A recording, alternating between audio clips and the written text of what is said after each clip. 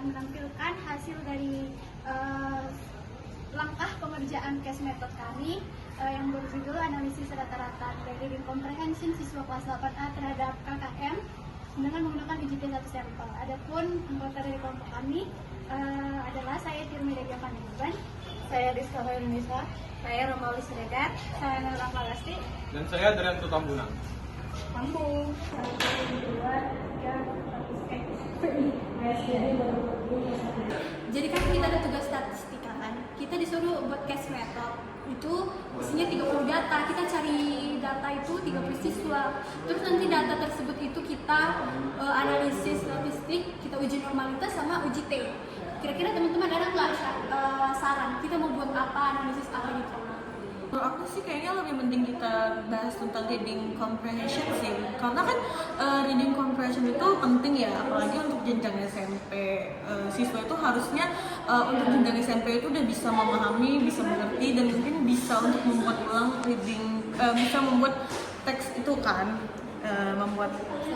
bisa memahami teks atau reading comprehension tersebut. Jadi kalau menurut aku yang penting kita langsung ngetes ke sekolah terdekat aja sih tentang reading comprehension tersebut. Iya, saran sekolah mana gitu yang deket?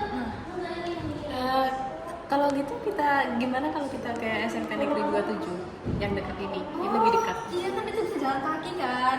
Ya, Masih. apalagi nanti kita bisa untuk mengetahui apakah SMP tersebut tuh udah bisa memenuhi standar KKM 75 itu. Apakah siswa di sana tuh udah memenuhi KKM? Ya. Iya, bagaimana distribusinya, apakah sudah memenuhi KKM-nya. Jadi karena kan tujuan penelitian kita ini itu adalah untuk mengetahui distribusi nilai reading tersebut kan. Jadi kita harus melakukan penelitian bisa aja dengan contohnya melakukan kuesioner agar tahu, atau kita mungkin bisa buat teks atau soal-soal simpel yang biar bisa kita tahu bahwa siswa itu udah mengerti nggak dari soal simpel tersebut. Juga karena di konteks juga kan ada di SMP, terus mungkin bisa minta tolong sama gurunya menyesuaikan gitu. Nanti kita coba lah nanti ke sekolah ya, jumpai guru dulu atau enggak minta izin kita ke sana. Apakah dikasih kita sebar link aja kan biar nggak mengganggu pembelajaran. Oke.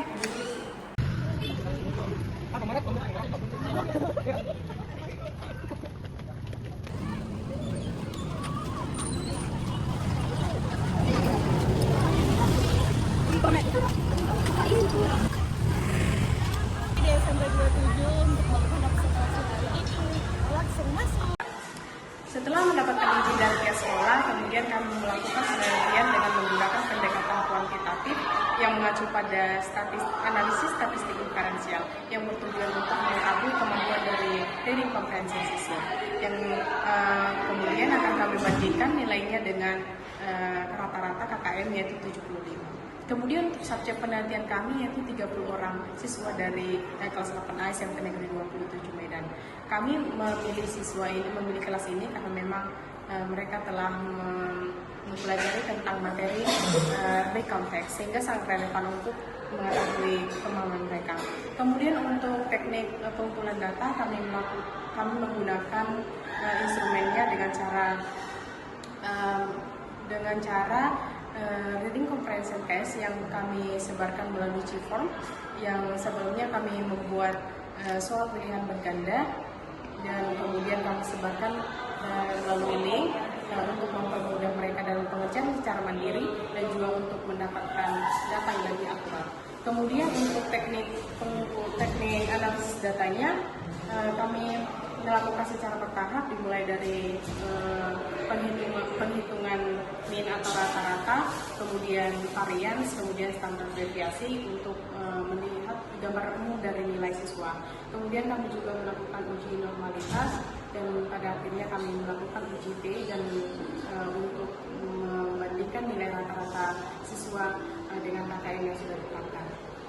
Setelah kami mengirimkan link di form, dapatlah data dari siswa dengan nilai siswanya 40, 50, 60 sampai 100. Nilai tersebut kami masukkan ke dalam tabel distribusi frekuensi tidak berkelompok dikarenakan nilai tersebut dapat ditampilkan secara langsung. Berikut tabel distribusi frekuensinya.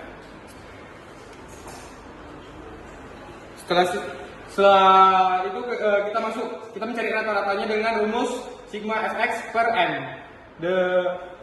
Untuk sigma fx-nya ini dapat kita lihat di 2,170 per n-nya 30. Dapatlah 72,333. Dan kita cari ke variansnya dengan rumus sigma fx kurang x bar per n kurang 1. Dengan sigma fx kurang x barnya itu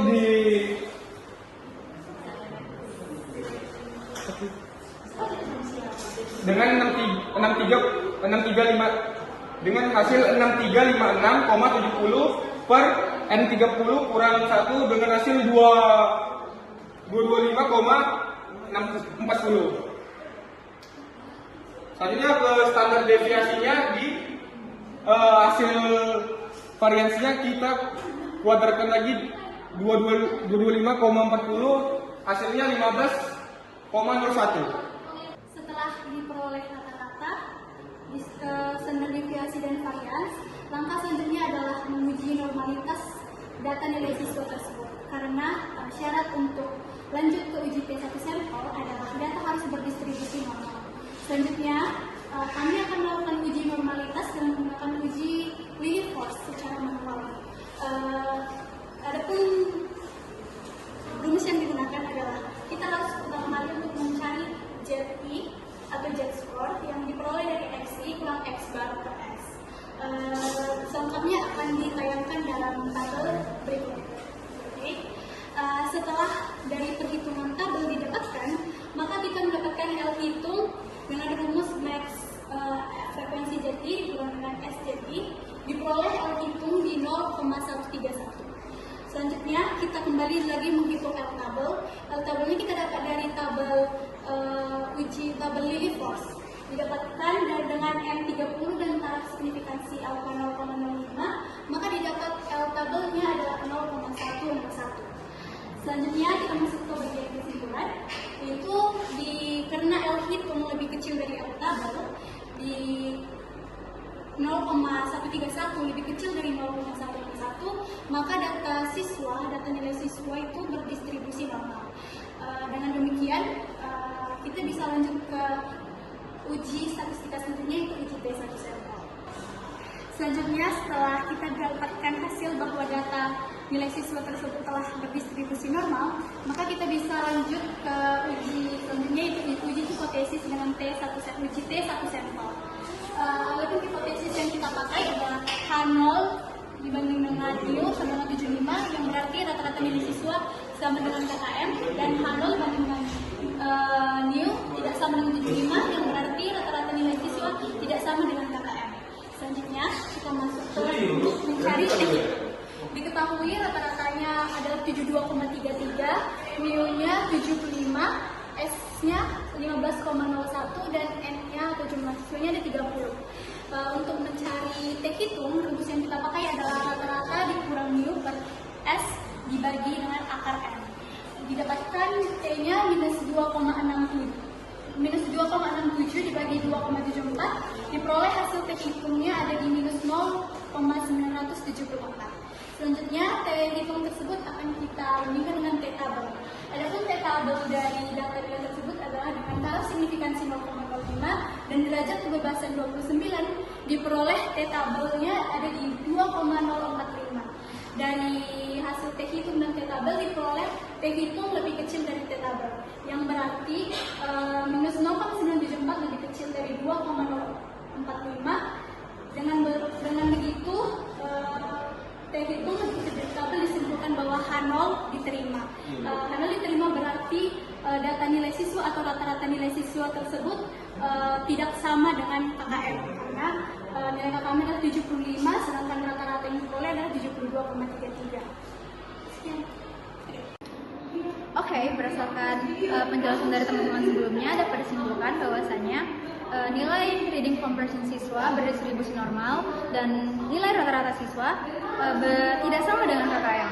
Demikian penjelasan dari video kami. Terima kasih teman-teman. I just had to let you know you're